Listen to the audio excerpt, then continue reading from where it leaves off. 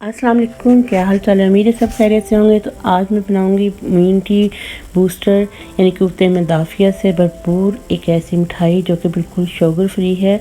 Diabetes के patient इसको बहुत आसानी के साथ बहुत शौक़ से खा सकते हैं। अगर वो रोज़ा रखते हैं तो उनके लिए बहुत ज़्यादा बेनिफिट्स है इसमें आप बहुत अच्छी जो इम्यूनिटी बूस्ट करती हैं चीज़ें वो हम ऐड करेंगे। तो बहुत मज़े की बनती है, बहुत सिंपल तरीके से हम बनाएंगे, बहुत आसान इंग्रेडिएंट्स के साथ हम बनाएंगे। तो आइए स्टार्ट करते हैं कि ये मज़ेदार सी स्वीट्स जो कि हम रोज़ा इफ्तार करने के टाइम खा सकते हैं तो ये किस तरह से बनाई जाएगी।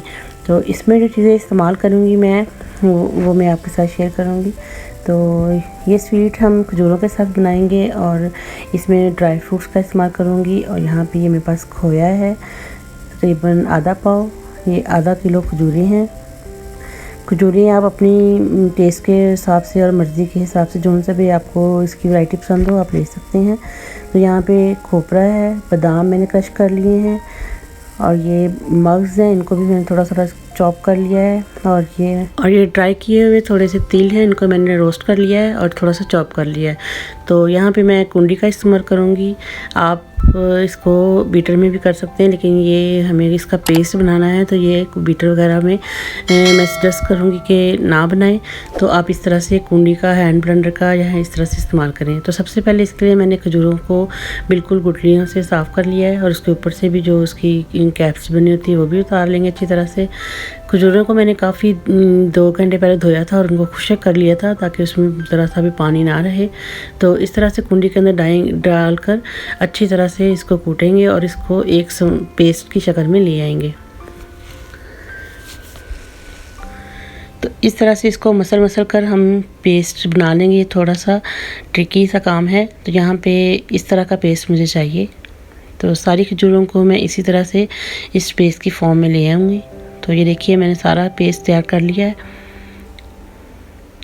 और अब एक पैन लूँगी और उसमें 2 चम्मच मैं देसी घी के शामिल करूँगी।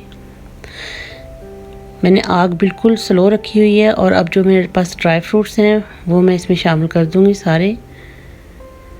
खोपरा में थोड़ा सा बचा लूँगी क्योंकि बाद में मुझे इसकी डेकोरेशन भी करनी है, तो इस वजह से मैं थोड़ा सा रख लूँगी।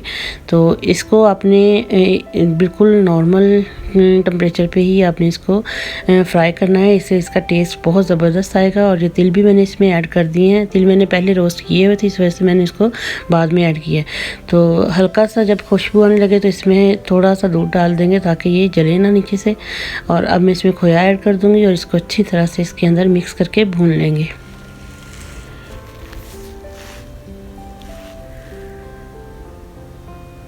अब वो मुझे यहाँ पर इस तरह इतना भूनना है कि ये जो खोया है और जो मैंने इसमें दूध ऐड किया था उसका जो मॉइस्चर है वो तकरीबन खुश्क हो जाए। तो इसको मैं हल्की आंच पर भून लूँगी।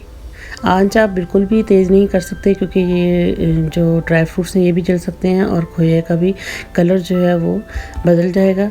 तो अब मैं थोड़े से इलायची का एसेंस इसमें ऐड करूँगी 2 चम्मच। अगर आपके पास फ्रेश इलायची हो तो आप उसको भी पीस कर इसके अंदर ऐड कर सकते हैं। अभी ये थोड़ा सा ढीला नज़र आ रहा होगा आप लोगों को, तो इस तरह से अब भूनते जाएंगे तो हल्की आंच पे तो ये ड्राई होना शुरू हो जाएगा और पैन को छोड़ता जाएगा और घी को रिलीज़ कर देगा। तो यहाँ पे मैं इसको तकरीबन 2 से 3 मिनट के लिए हल्की आंच पर भून लूँगी। आप देख सकते हैं कि साइडों से घी छोड़ना शुरू कर दिया है। तो इस तरह से इसको हम पलटते जाएंगे।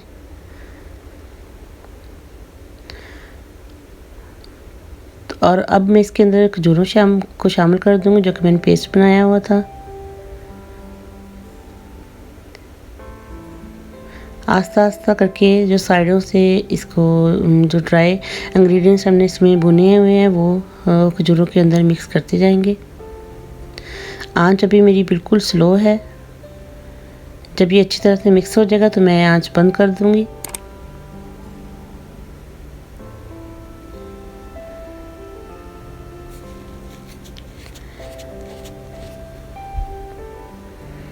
तो यहाँ पे तकरीबन सारे जो मेरे इंग्रेडिएंट्स मैंने इसमें शामिल किए थे वो सारे मिक्स हो चुके हैं और आंच मैंने बंद कर दी है। और ये देखिए ये कितना अच्छा ये भुन चुका है और इकट्ठा होना शुरू हो गया है। इस तरह से पैन को छोड़ दिया है क्योंकि घी इसने रिलीज़ कर दिया था। तो इस तरह से अब इसको ठंडा होने के लिए रख देंगे। तो तकरीबन आधे घंटे के बाद ये पेस्ट मेरा ठंडा हो चुका है। तो आप चाहें तो इसको फ्रिज में भी रख सकते हैं।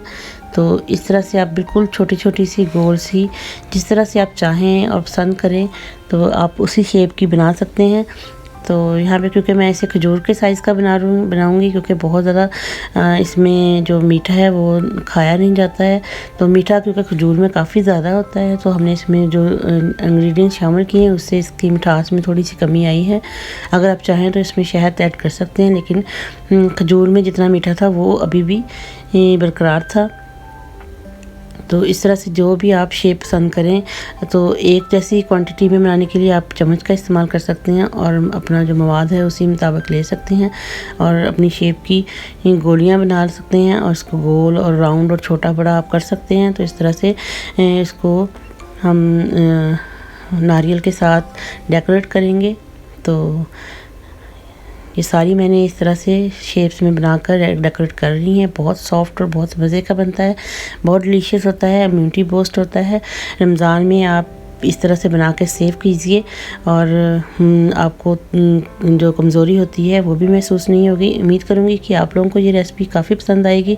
तो अगर आपको रेसिपी पसंद आई हो तो प्लीज़ कमेंट में अपनी राय का इज़हार कीजिएगा। अल्लाह हाफिज़।